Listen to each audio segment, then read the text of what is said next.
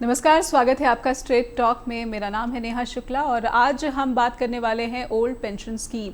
Old pension scheme दरअसल 2024 से पहले एक बड़े मुद्दे के तौर पर उभर कर सामने आ रहा है और अब पूरे देश के जो कर्मचारी हैं उन्होंने तैयारियां शुरू कर दी है 3 नवंबर दिल्ली चलो की, यानी कि 3 नवंबर को एक बड़ा आंदोलन करने की तैयारी कर रहे हैं और सरकार पर किसी न किसी तरीके से दबाव बनाने की कोशिश की जा रही है कि जो ओल्ड पेंशन स्कीम है, अगर आप सामाजिक कल्याण की बात करते हैं तो इसके बिना हमारा कल्याण यानी कि समाज का कल्याण, कर्मचारियों का कल्याण असंभव है। ये और जो एनपीएस लागू किया गया था, ये कहीं ना कहीं अब लगभग सभी आम कर्मचारियों को ये लगने लगा है कि उनके साथ धोखा, उनके साथ अन्याय किया गया था। और अब क्योंकि महंगाई इतनी ज़्यादा बढ़ गई है, बेरोजगारी इतनी ज़्यादा बढ़ गई है कि ये अब सहन से पार होता जा रहा है, इसीलिए ओल्ड पेंशन स्कीम की मांग इतनी बढ़ गई है कि 2 हफ्ते पहले ही दिल्ली में जब रामलीला मैदान से तस्वीरें बाहर निकलकर सामने आई थी तो लगभग सैकड़ों की संख्या में कर्मचारी जो है पूरे देश से इकट्ठा हुए थे। हालांकि दिल्ली पुलिस ने इजाज़त टेंट लगाने तक की नहीं दी थी, लेकिन धूप की परवाह न करते हुए भी बड़ी तादाद में वहाँ कर्मचारी इकट्ठा हुए थे। आज इसी पर चर्चा करेंगे। शुरू करते हैं स्ट्रेट टॉक। तो दिल्ली चलो की तैयारी, 3 नवंबर की ये तैयारी। हमारे साथ स्टूडियो में जो मौजूद हैं, आइए उनसे दर्शकों का परिचय करवाते हैं और स्वागत कर लेते हैं। हमारे साथ गोपाल दत्त जोशी जी बैठे हुए हैं जो कि यूटी फेडरेशन के जनरल सेक्रेटरी हैं। गोपाल दत्त जी, आपका बहुत बहुत स्वागत करती हूँ मैं स्ट्रेट टॉक में। और हमारे साथ एनडी तिवारी हैं जो कि पीएसएसएफ यानी कि पंजाब सब ऑर्डिनेट सर्विसेज फेडरेशन वैज्ञानिक के जनरल सेक्रेटरी हैं। आपका भी बहुत बहुत स्वागत करती हूँ ND Tiwari ji straight talk में। और शुरुआत गोपाल जी मैं आपसे करना चाहती हूँ। 3 नवंबर की जो तैयारी चल रही है, 2 हफ्ते पहले जो तस्वीरें निकल कर आई, ऐसा लग रहा था कि एक अब जन आंदोलन की शक्ल जो ओपीएस जो है, ओपीएस की मांग जो है वो ले चुकी है। कितनी तैयारी, क्या सरकार की तरफ से कुछ सुगबुगाहट देखने को मिली है, आपसे बातचीत की कोशिश की गई है या फिर अभी सरकार बेपरवाह है? गोपाल दत्त जी। नेहा शुक्ला जी, पहले तो मैं आपका इस बातचीत के लिए आभार व्यक्त करूंगा क्योंकि आप मुलाजमों के पूरे देश के स्टेट और सेंट्रल गवर्नमेंट के एम्प्लॉयज़ के जो इशू को रेज कर रहे हैं। जहां तक 3 नवंबर की तैयारी है, 3 नवंबर को all India state government employ federation और confederation of central government employ and workers की तरफ से ओल्ड पेंशन लागू करने और वो भी पीएफआरडीए एक्ट को रद्द करके लागू करने की जो डिमांड की जा रही है, बहानेबाजी किए बिना, वो हमारा पहला मुद्दा है उस रैली का। उसके साथ साथ और भी 1-2 मुद्दे हैं जो बड़े ज़रूरी इशूज़ हैं, जिनके पर जो जितने भी कर्म टाइप के टेम्परेरी एम्प्लॉयज़ हैं उनको पक्के करने का मुद्दा और पक्के होने तक इक्वल वर्क इक्वल पे का मुद्दा, और जो डिपार्टमेंट पब्लिक सेक्टर जो सरकार तोड़ रही है, जिनको निजीकरण किया जा रहा है, उसको वापस लेने समेत पे कमीशन का गठन करना, ये उसमें अगले मुद्दे हैं और इक्वली वो भी इम्पोर्टेंट मुद्दे हैं। लेकिन जो मेन जो इशू, जो कोर इशू है, वो पीएफआरडीए एक्ट को रद्द करके पुरानी पेंशन बहाली का मुद्दा है। इसकी तैयारी के लिए 8 दिसंबर 2022 को सेंट्रल गवर्नमेंट की जो confederation central government employees and workers है उसकी तरफ से और state government employ federation, all India state government employ federation की तरफ से एक ज्वाइंट कन्वेंशन तालकटोरा स्टेडियम में की गई।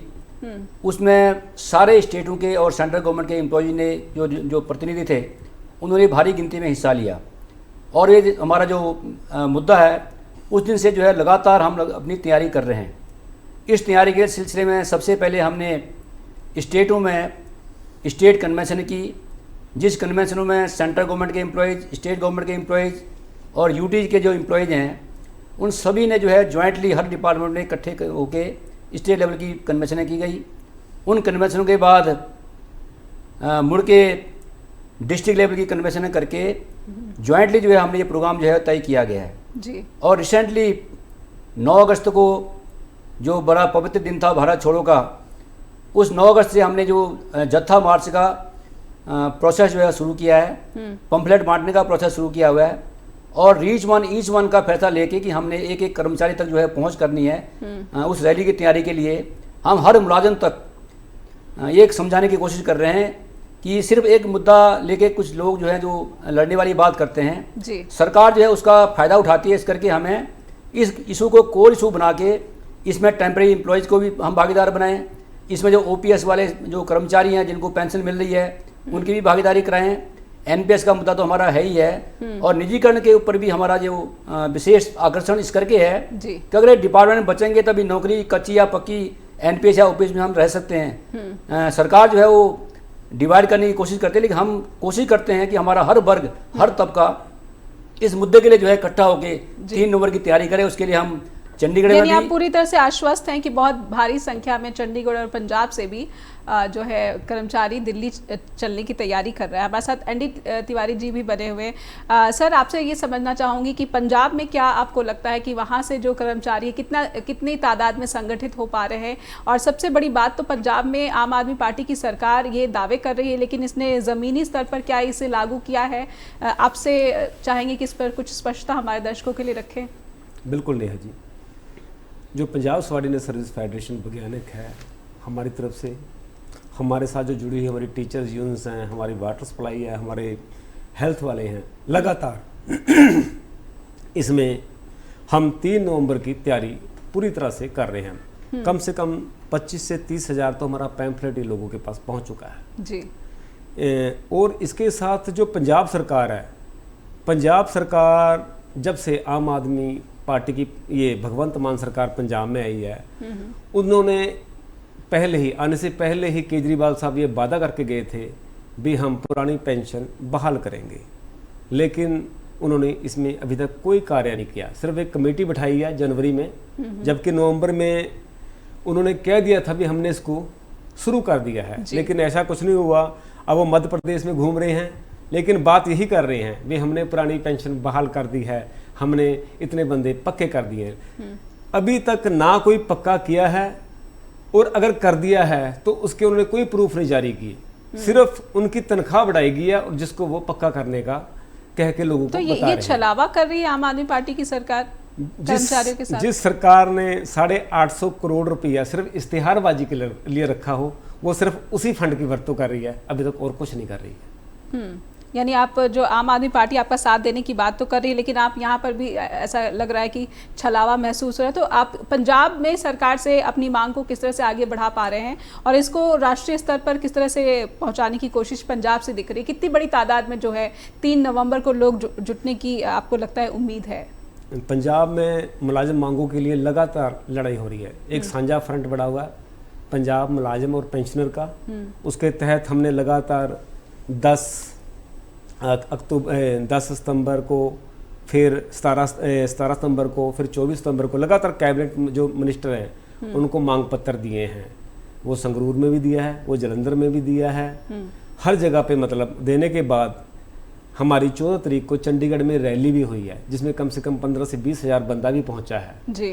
तो जहां हम मुलाजिम मांगों के लिए पंजाब सरकार के साथ लड़ रहे हैं, वहां हम 3 नवंबर का जो है, क्योंकि वो महारैली है, उसी ने, क्योंकि जितनी भी अब तक वहां पे पेंशन की रैलीज हुई हैं, वो पुरानी पेंशन की बहाली की तो हर मुलाजिम बात कर रहा है, लेकिन PFRDA बिल उसको रद्द करने की बात नहीं कर रहा है। जब तक वो रद्द नहीं होगा तब तक जो पेंशन के पुराने बेनिफिट हैं, पूरे बेनिफिट हैं, वो तब तक नहीं मिलेंगे। तो आपकी जो ये संस्था है जो पूरा ये नेशनल मूवमेंट चला रही है ओल्ड पेंशन स्कीम को लेकर, वो इस एक्ट के को स्क्रैप करने के लिए वो बातें तो उठा रहे हैं सामने। आपको लगता है कि सरकार इस पर राजी हो जाएगी, या फिर जो पार्टियां आपका साथ दे रही हैं वो भी क्या आपके साथ सिर्फ पॉलिटिक्स कर रही है, क्या राजनीति कर रही हैं, या फिर वाकई में वो जो है वो GPS जो है जिसकी आप मांग कर रहे हैं उसी के प्रति आश्वस्त?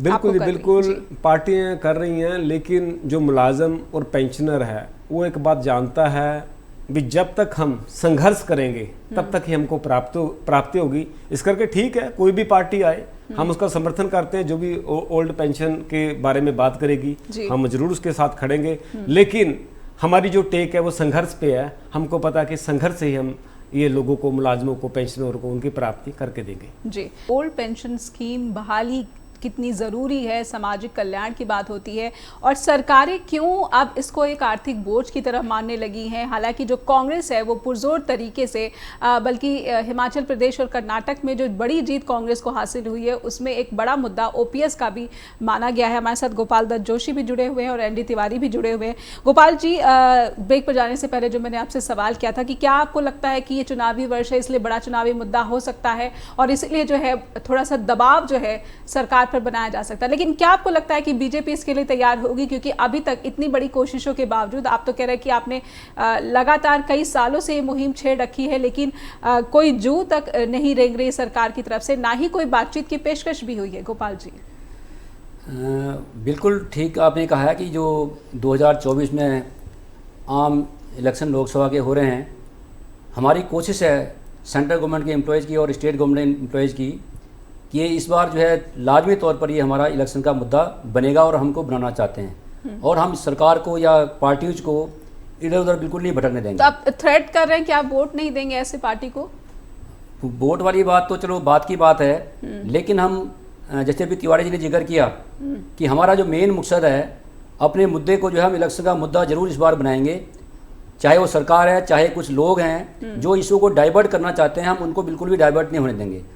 इससे पहले कि मैं कुछ बातें और रखूं आपके सामने, मैं एक बात जरूर कहना चाहूँगा कि जैसे 2003 में सरकार ने ऑर्डिनेंस के थ्रू पुरानी पेंशन बहाल करके नई पेंशन शुरू कर दी जी।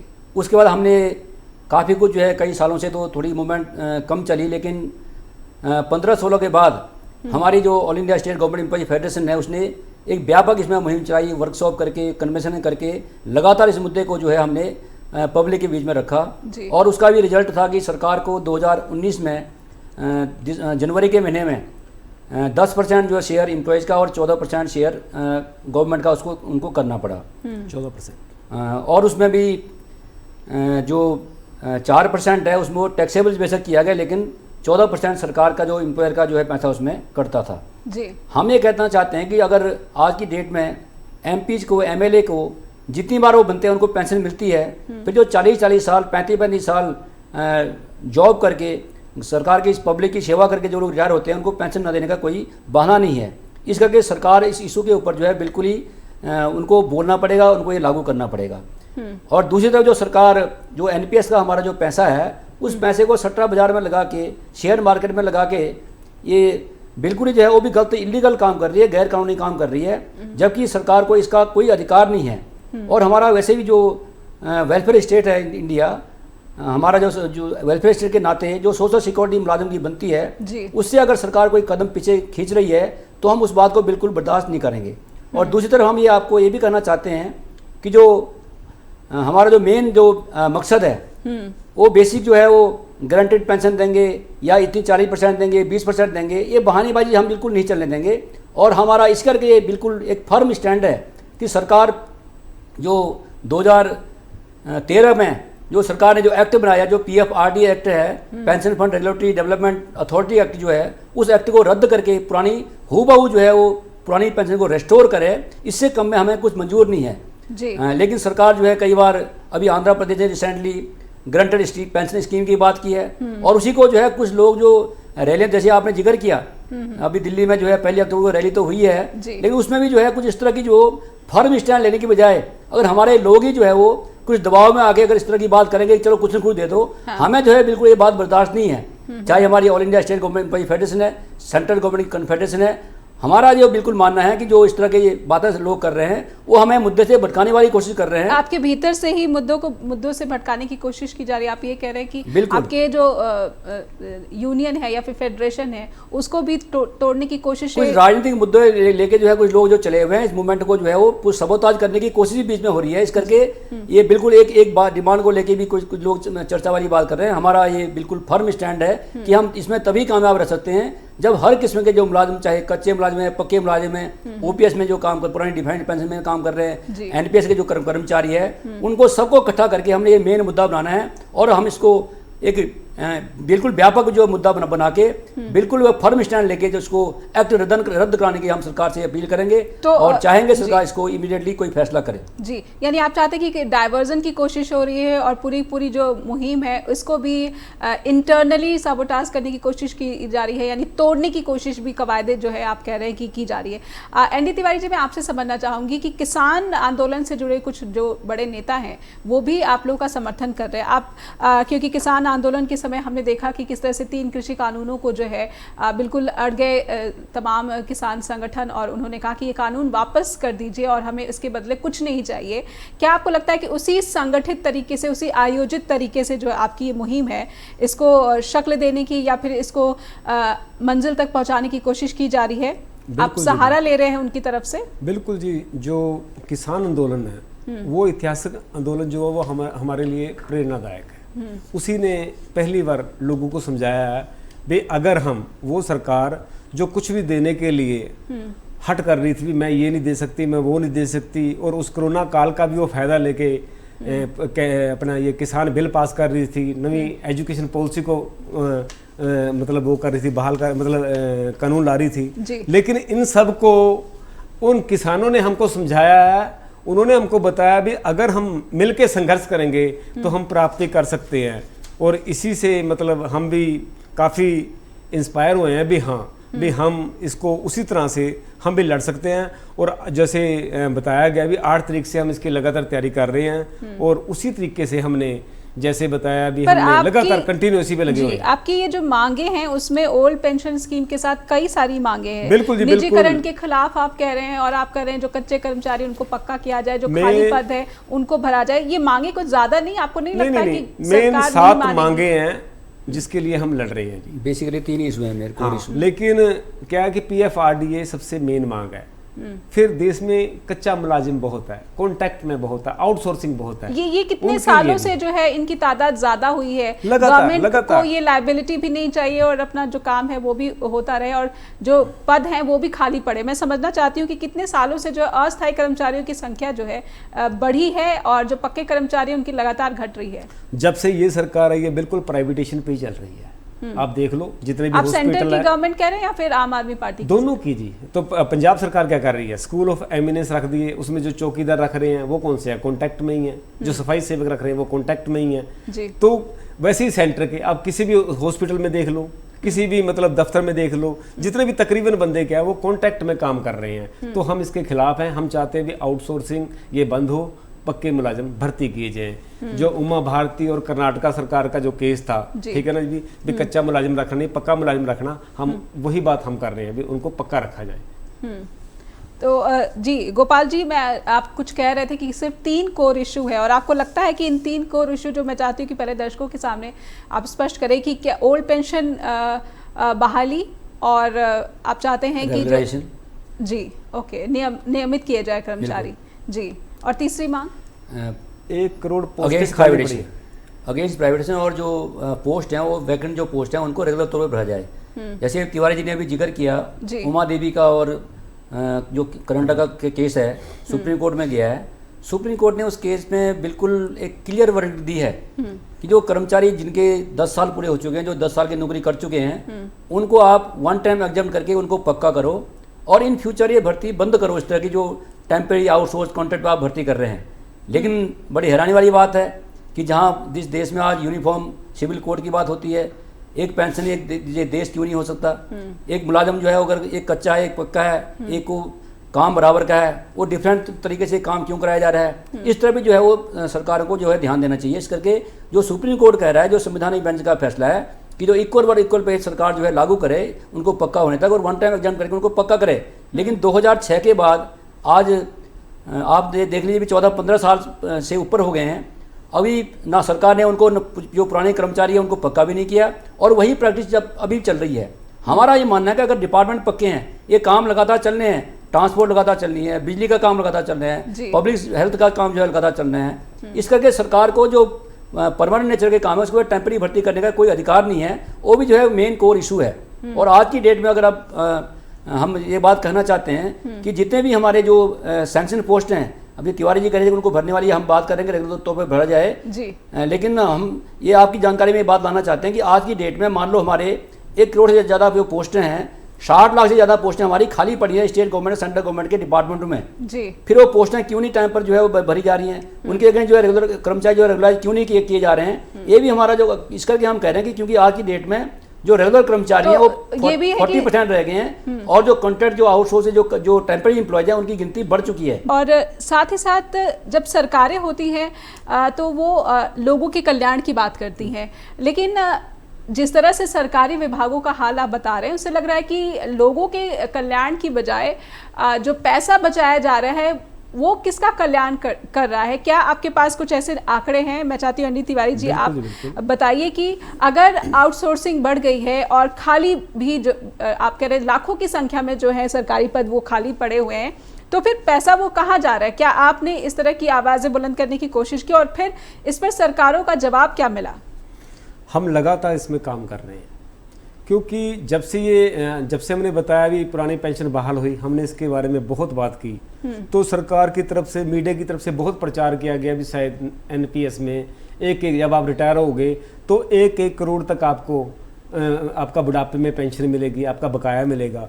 तो कहीं ना कहीं वो लोग उस समय नए भी आए थे नौकरी में, जो 2004 के बाद आए वो नए आए थे, तो उनको भी लग रहा था। लेकिन जैसे जैसे उम्र बढ़ी, जैसे जैसे उनको हमारी बातों का पता लगा, अब उन लोगों को समझ आने लग गया भी जो हमारा बुढ़ापा है वो संकट में है और उस संकट के लिए वो लोग इकट्ठे हो रहे हैं। आज उनको हमारी बातें सुननी पड़ रही है, वो सुन रहे हैं भी हाँ वो ठीक कह रहे थे।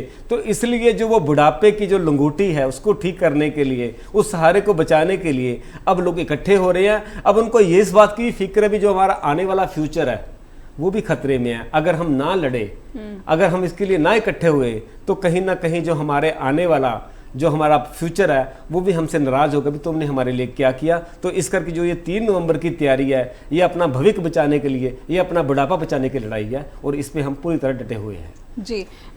और रही बात सब्सिडी की, अब आप देख लो जी, सरकार ने 55 लाख करोड़ रुपया फूड सब्सिडी का खत्म कर दिया। खाद सब्सिडी जो किसानों को मिलती थी वो सरकार ने खत्म कर दी, और जो हमारे कारपोरेट घराने थे उनका करोड़ों लाख रुपया उन्होंने माफ कर दिया।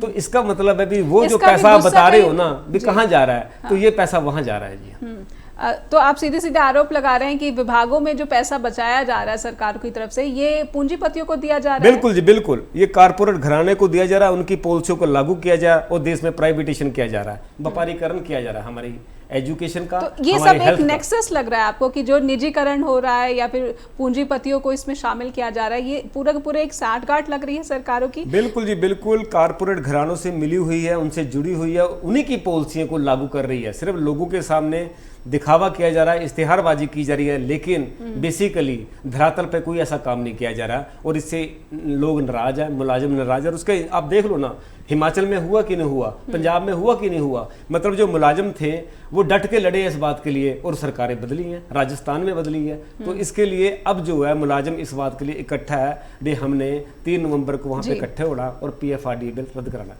जोशी जी, ये सवाल आपके लिए, बहुत से जो हमारे दर्शक हैं वो ये भी एक जो लोग सपोर्ट करते हैं प्राइवेटाइजेशन को, निजीकरण का सपोर्ट करते हैं कि कहीं ना कहीं जो काम है बेहतर हो जाता है, जो व्यवस्था है वो बेहतर हो जाती है, लोगों को सुविधाएं जो है वो बेहतर हो जाती है, क्योंकि जब तक कोई विभाग सरकारी होता है कहीं ना कहीं वहाँ पर जो है काम का एक बहुत ही ढीला रवैया या फिर जो है उतनी मुस्तैदी चुस्ती नहीं दिखती है। इसके जवाब में आपके पास क्या कहना होगा? इसके जवाब में मैं आपको ये कहूँगा कि आप कोरोना के टाइम में चले जाइए, कोई भी जो है प्राइवेट कंपनियां, प्राइवेट डिपार्टमेंट, जो निजी डिपार्टमेंट थे, उनकी कहीं पर भी सेवा आपको नहीं मिली। जहां पर भी काम किया, चाहे हेल्थ सेक्टर में काम किया, चाहे पावर सेक्टर में काम किया, जरूरी सेवाओं के डिपार्टमेंट में, फूड सप्लाई में, पब्लिक हेल्थ में लोगों ने काम किया, सफाई का काम किया, वो सारे कर्मचारी जो है सरकारी कर्मचारी थे जिन्होंने अपनी जान की परवाह किए बिना लोगों को, पब्लिक को सहूलियत दी है। तो उस टाइम उस लोगों को जो है पब्लिक सेक्टर का और सरकारी डिपार्टमेंटों का एहसास हुआ कि वाकई जो अगर कोई सही मायने में कोई सेवा करे तो पब्लिक सेक्टर के डिपार्टमेंट है, सरकारी डिपार्टमेंट है। इस करके ये बहानेबाजी है। अगर हम आपको एग्जांपल दे के बात कहें कि इलेक्ट्रिसिटी में, जैसे मैं मान लो इलेक्ट्रिसिटी में मैं काम कर रहा हूँ, तो हमारे जो चंडीगढ़ में पूरे देश से जो है बिजली सस्ती है।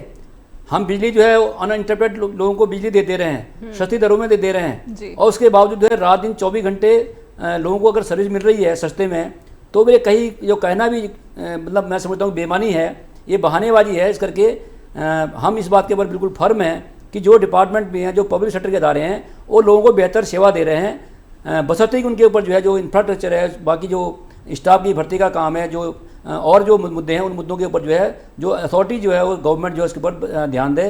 तो ये पब्लिक सेक्टर से अच्छा जो साधन है पब्लिक की सेवा करने के लिए और कोई नहीं हो सकता। एक पॉइंट मेरा उसमें पिछली बार रह गया था कि आपने कहा कि ये मुद्दे बहुत हैं। मुद्दे बहुत इस करके हैं कोर इशू हमारा PFRD का एक्ट है। उसके साथ साथ जो है तिवारी जी ने अभी जिक्र किया कि अगर 70% जो है टेम्परेरी मुलाजिम है, उन कर्मचारियों को भी साथ रखना, उनकी हकों के लिए लड़ाई लड़ना, उनका शोषण बंद करना भी हमारी प्राइमरी ड्यूटी है।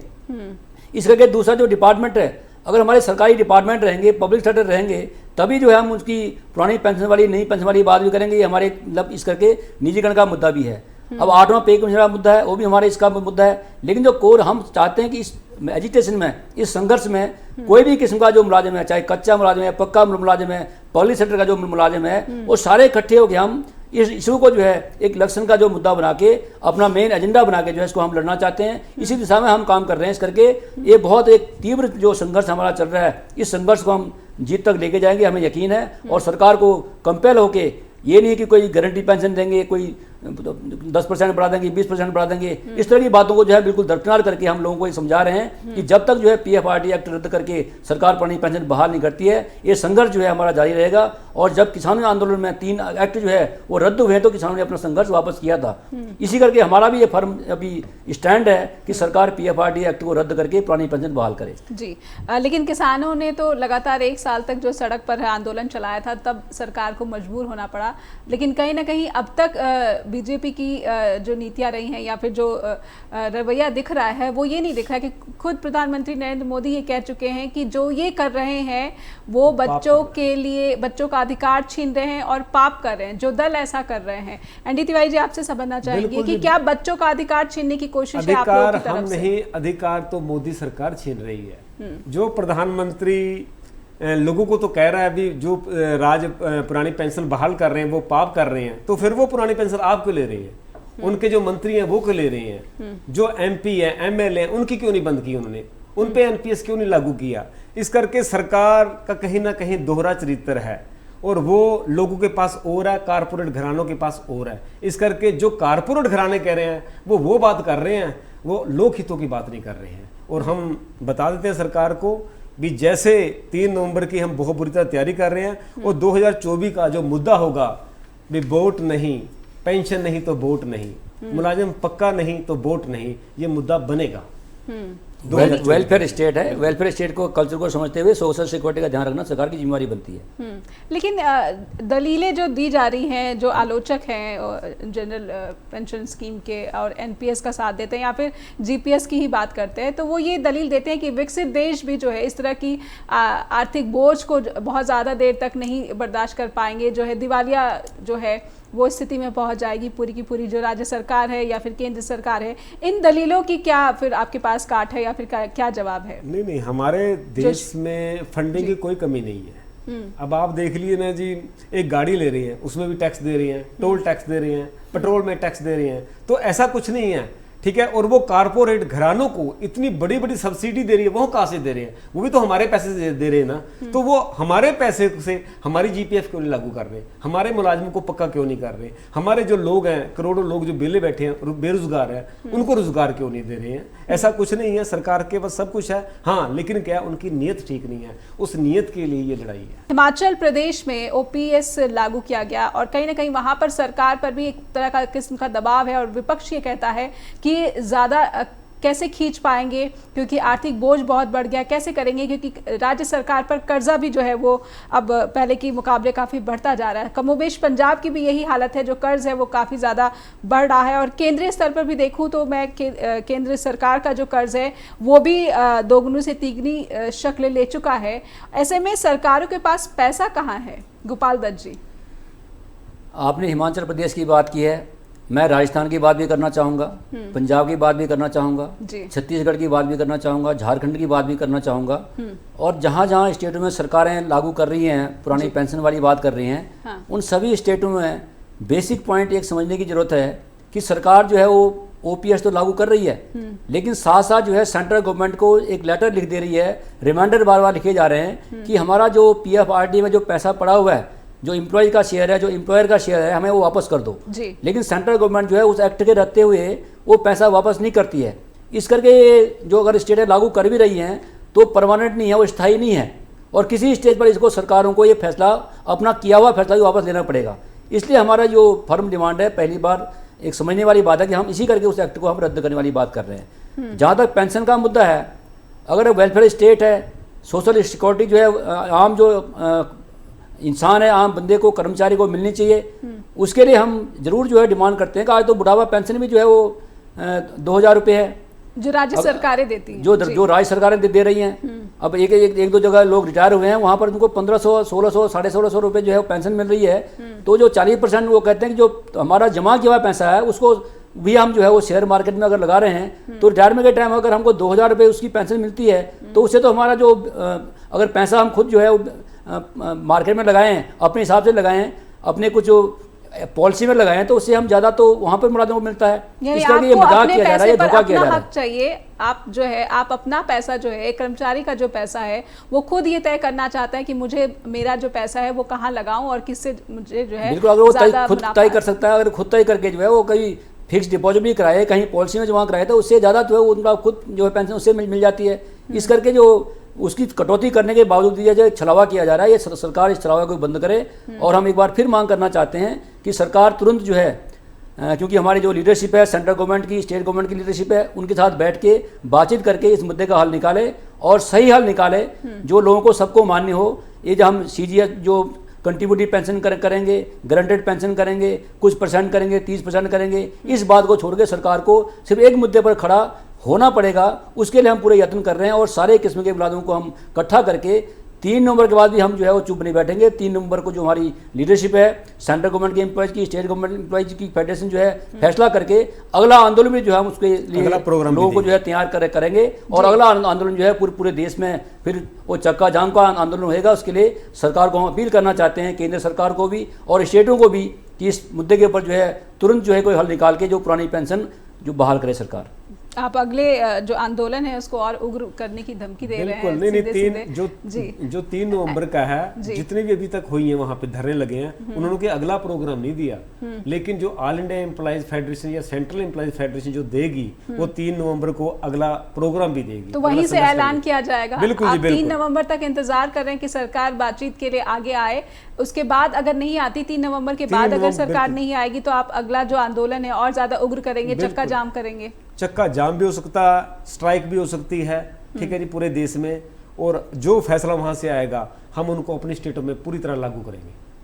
ये परिस्थितियां दिख रही हैं कि ये जो आपका आंदोलन है ये और ज़्यादा उग्र हो जाएगा, क्योंकि अभी तक तो बातचीत की कोई शुरुआत या फिर कोई सुगबुगाहट तक नज़र नहीं आ रही है केंद्र सरकार की ओर से। तो क्या आपको लगता है कि आपने पीछे से ये तैयारियां कर रखी हैं, सभी जो कर्मचारी है वो मान बैठे हैं कि हम इस आर पार की लड़ाई के मोड में हैं? क्योंकि जैसे हमने आपको जिक्र किया कि जो हमारा जो आंदोलन है, जो ये मेन जो इशू है, 8 दिसंबर 2022 से लगातार जो है पिछले 8-9 महीने से हम इस संघर्ष में जो है लगातार हम रैलियां कर रहे हैं, धरने कर रहे हैं। इस मुद्दे के ऊपर हमने चंडीगढ़ में, पंजाब में लगातार कई रैलियां करी हैं, कई धरने कर लिए। सरकार को, प्रधानमंत्री जी को, देश के गृह मंत्री जी को और जो हमारे स्टेट हैं उनके मुखिया जो हैं उनको लगातार जो है मेमोरेंडम देके हमने मांग किया सरकारों को कि सरकार मुद्दों के ऊपर तुरंत ध्यान दे। लेकिन अगर सरकार इसके ऊपर ध्यान नहीं देगी तो हम और वाली बात हम नहीं करते हैं। लेकिन जो हमारा अधिकार है, जो ट्रेड यूनियन राइट्स हैं, जो उस राइट का हम जरूर उपयोग करेंगे और जो इलेक्शन तक जो है हम इस मुद्दे को आगे तक लेके जाएंगे, जिसके लिए अगर सरकार हमारी बात नहीं मानती है, ये पेंशन बहाल पूरी नहीं करती है PFRD रद्द करके, तो नेचुरली तौर पर जो है हम संघर्ष को आगे बढ़ाएंगे। जी, लेकिन ND तिवारी जी, मैं आपसे समझना चाहूँगी, बीच में आपने ये माना है कि आपके बीच से कुछ लोग जो हैं कुछ बीच के रास्ते के लिए भी तैयार, अगर आप पूरा का पूरा पुराना पेंशन नहीं आप हमें देते हैं तो कोई बीच का रास्ता भी आप हमें दीजिए, हमें थोड़ा सा जो है हमें बेहतर स्थिति में पहुँचा दीजिए, ये कॉम्प्रोमाइज़ करने के लिए भी कुछ लोग तैयार हैं। तो इस स्थिति में अगर सरकार पेशकश करती है तो फिर क्या आपकी रणनीति रहेगी, या फिर आप तब भी चक्का जाम करेंगे, या फिर इसी तरह से सरकार के खिलाफ जो है आंदोलन चलाते रहेंगे? ऐसा कुछ नहीं, वो ऑल इंडिया एम्प्लॉइज फेडरेशन जो डिसाइड करेगी, उसकी जो कमेटी, कोर कमेटी जो डिसाइड करेगी, उसी पे हम पूरी उसी के साथ खड़ेंगे। रही बात भी, हमने PFRD बिल हमने कहा रद्द, तो हम उस पर खड़े हैं। हमने कहा कच्चे मुलाजिम पक्के, क्योंकि ये देश के लोगों की मांग है, ठीक है ना। देश में 1 करोड़ पोस्टें खाली पड़ी हैं, तो वो लोगों की मांग है, हमारे जो नौजवान हैं उनकी मांग है। तो उसके लिए हम नहीं लड़ेंगे तो और कौन लड़ेगा? इस करके हम उन मांगों पर पूरा खड़ेंगे, अड़ेंगे। जी, गोपाल दत्त जी, आपके साथ जो सारे कर्मचारी हैं, वो कच्चे पक्के सारे कर्मचारी या फिर पेंशन जो धारक हैं, वो भी आपके साथ इस संघर्ष में शामिल हैं?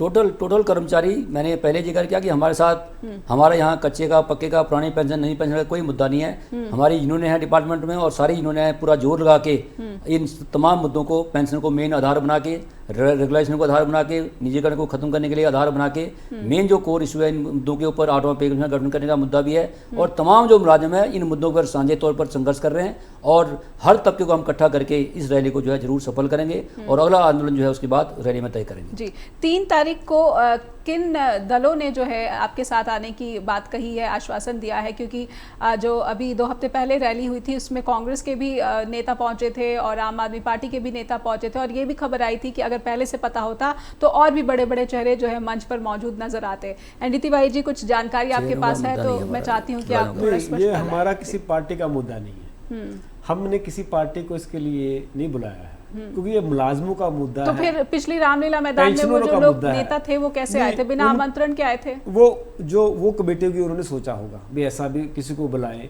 या उसको बुलाएं या इसको ना बुलाएं, लेकिन हमारा ऐसा कोई तो मुद्दा आप चाहते नहीं हैं कि नेता ना आए? हम नेताओं की नहीं आए, कोई बात नहीं, अगर आना चाहते हैं जो इन चीज़ों पे बात करेगा वो आ जाए, हम उसके लिए बहुत, उनको कोई हमारी इनकारी नहीं है। लेकिन जो हमारा मेन मुद्दा है PFRDA, उसके लिए हम मुलाजम, पेंशनर, कॉन्ट्रैक्ट मुलाजिम, ठीक है ना, आउटसोर्सिंग मुलाजिम, ठीक है ना, हमारी बहनें, ठीक, हम उनको साथ लेके ये लड़ाई लड़ना चाहते हैं। जी, गोपाल दत्त जी, क्या अगर वहाँ अपने आप नेता पहुँच जा रहे हैं या फिर किसान नेता भी वहाँ पर पहुँचे हैं तो इस तरह का आपको खुद से सही समर्थन मिल रहा है या फिर आमंत्रित कोई बातचीत भी चल रही है पर्दे के पीछे? हमारी जो all India state government employ federation है और कॉन्फेडरेशन सेंट्रल गवर्नमेंट एम्प्लॉय जो फेडरेशन है सेंट्रल गवर्नमेंट के एम्प्लॉयज की, वो अपने आप में जो एक इंडिपेंडेंट जत्थेबंदियाँ हैं उनके साथ सारे स्टेटों के और सेंट्रल गवर्नमेंट के सारे मुलाजिम जुड़े हुए हैं और ट्रेड यूनियन जो है वो हमारे सारे संघर्ष में हम इकट्ठे संघर्ष करते हैं। इस करके पॉलिटिकल पार्टी का इसमें कोई इशू नहीं है और ट्रेड यूनियन के तौर पर जो हमारे अफसर तिवारी ने अभी जिक्र किया है कि हर तबके के जो मुलाजिम हैं, हर यूनियन है, हर फेडरेशन है, जो मुलाजिम तबके हैं उनके पास जाके हम उनकी आवाज़ को उठाने की बुलंद कर रहे हैं और इसमें हम जो कोई पॉलिटिकल हमारा जो पार्टी को बुलाने का कोई मुद्दा नहीं है। जो भी आपकी आवाज का समर्थन करेगा आप उसका स्वागत जो समर्थन करेंगे वो लोगों के सामने दिख जाएंगे, वो सही मायने में कर रहे हैं या सिर्फ दिखावा कर रहे हैं, वो बात की बात है। लेकिन ये जो रैली है हमारा जो एक एजेंडा सेट करने के लिए इलेक्शन का मुद्दा हमारा ये पॉइंट बनेगा, पुरानी पेंशन का मुद्दा। पर आप चाहते हैं ये कि चुनावी मुद्दा बने? अगर हम जरूर चाहते हैं कि मुद्दा बने और सरकार इसको सीरियसली लेके इसका हल करे। जी, बहुत बहुत धन्यवाद करना चाहूंगी कि आपने समय निकाला और स्टूडियो में आए, बहुत बहुत धन्यवाद। और अब दर्शकों से अनुरोध करती हूँ कि आप स्ट्रेट टॉक को लेकर कोई भी फीडबैक देना चाहते हैं तो आप हमें info@justbroadcasting.com पर ईमेल भेजना ना भूलें और neha@justbroadcasting.com पर भी ईमेल भेज सकते हैं।